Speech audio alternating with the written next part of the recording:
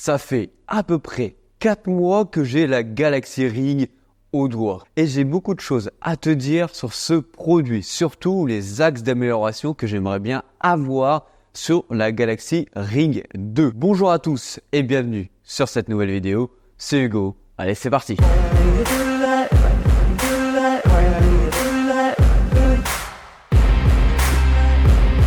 Bien sûr, comme d'habitude, n'hésite pas à t'abonner et à liker pour voir plus de vidéos de ce genre à l'avenir et surtout avoir des retours sur le long terme sur des produits. Alors cette bague, ça fait à peu près 4 mois que je l'ai achetée. Si tu suis la chaîne depuis ce temps-là, tu sais que je t'ai déjà sorti quelques vidéos sur celle-ci que je t'invite à aller checker bien sûr si tu veux en savoir plus sur le produit de Samsung. Alors bien sûr, les axes d'amélioration qui sont pour moi à peaufiner sur cette bague viennent de mon ressenti d'utilisateur sur ce produit-ci. Toi en commentaire, tu peux venir citer ce que tu aimerais bien avoir sur la Galaxy Ring 2 et au passage, tu peux me dire est-ce que toi tu l'as acheté ou est-ce que tu ne l'as pas acheté et dis-moi pour quelle raison tu ne l'as pas acheté. Premier axe d'amélioration que j'aimerais bien avoir sur la Galaxy Ring 2, c'est une réelle autonomie. Par exemple, sur la Galaxy Ring, Samsung annonce jusqu'à 7 jours d'autonomie. Dans les faits, on est plus sur 5 jours d'autonomie réelle. Certes, c'est beaucoup plus qu'une Galaxy Watch, mais c'est un produit qui embarque quand même beaucoup moins de fonctionnalités qu'une Galaxy Watch. Donc, l'autonomie devrait être beaucoup plus grande que ça, selon moi. Par exemple, il m'est déjà arrivé par inadvertance, même plusieurs fois même,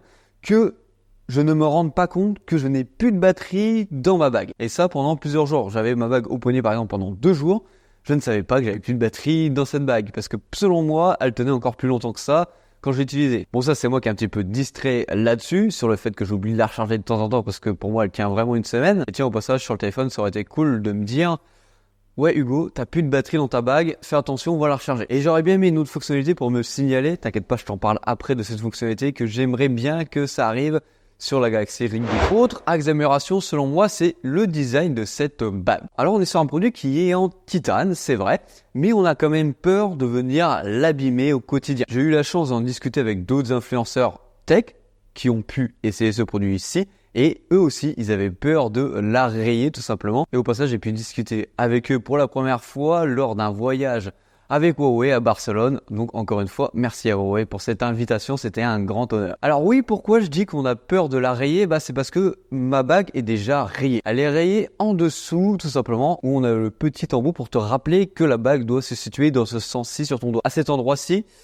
j'ai des micro-rayures, même voire beaucoup de micro-rayures dû à mon utilisation au quotidien. Par exemple, pour venir soulever des poids lors de mes séances de musculation, par exemple, ou même en faisant un peu de bâtiment, on a la bague qui se raye un petit peu. En soi, c'est totalement normal que ça se raye un petit peu. Tu achètes une montre, ton bracelet, au bout de quelques temps, va commencer à venir se rayer. Il suffit de regarder, par exemple, la montre que tu vois souvent sur ma chaîne, une montre de chez Tissot, le bracelet, au bout d'un an, il y a quelques micro-rayures. Mais du coup, qu'est-ce que je kifferais vraiment sur la Galaxy Ring 2 au niveau de son design? Déjà qu'elle soit moins épaisse et moins là. Parce que la bague à ton doigt, tu la vois quand même de loin. Si tu regardes beaucoup mes vidéos, tu la remarques assez souvent. Et j'aimerais bien par exemple un design qui change des autres bagues concurrentes de Samsung. Parce que concrètement, c'est le même design pour toutes les bagues connectées. Hormis que celle-ci est en titane et qu'elle est quand même mieux finie que les autres bagues connectées. Bon, je veux bien te l'accorder que cette bague-là est quand même beaucoup plus fine, beaucoup moins grosse et beaucoup moins large que d'autres bagues connectées qui sont déjà là en place depuis quelques années. Mais j'aimerais bien avoir quand même un petit peu plus petit à mon doigt. Alors maintenant, les fonctionnalités que j'aimerais bien avoir sur la Galaxy Ring 2 qui changeraient quand même beaucoup mon quotidien. Déjà, la fonctionnalité NFC. Ça serait hyper cool de l'avoir. C'est sûr, à mon avis, qu'elle y sera sur la Galaxy Ring 2. Ce sera sans doute la grosse nouveauté de cette Galaxy Ring 2.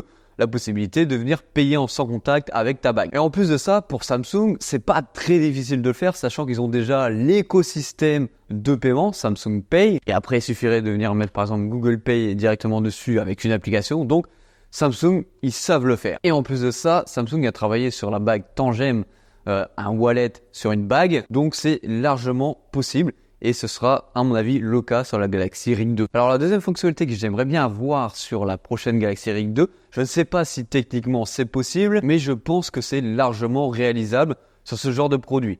C'est d'avoir des vibrations. Des vibrations quand on reçoit une notification sur son téléphone ou quand on reçoit un appel. Là, je te parle pas d'une énorme vibration qui va venir te secouer la main. Simplement une petite vibration à peine perceptible pour simplement te notifier que tu as une notification ou que tu as un appel. Allez, je vais être un petit peu dans l'abus.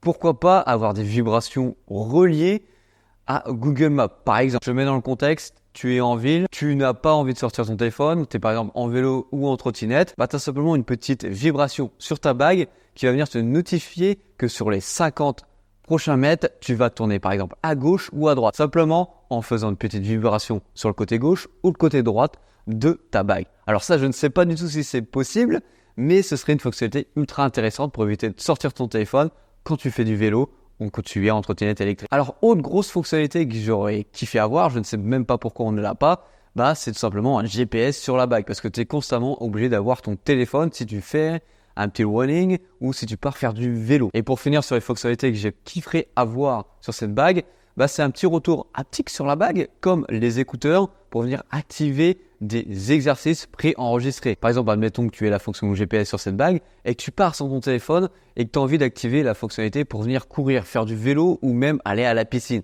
Hop, double tap et c'est parti, ça lance l'exercice. Alors, autre gros axe d'amélioration, le dernier, et je sais que c'est l'axe d'amélioration, en tout cas la partie la plus décriée sur cette bague-là, c'est-à-dire le prix qui, je vous rappelle, est à 449 €.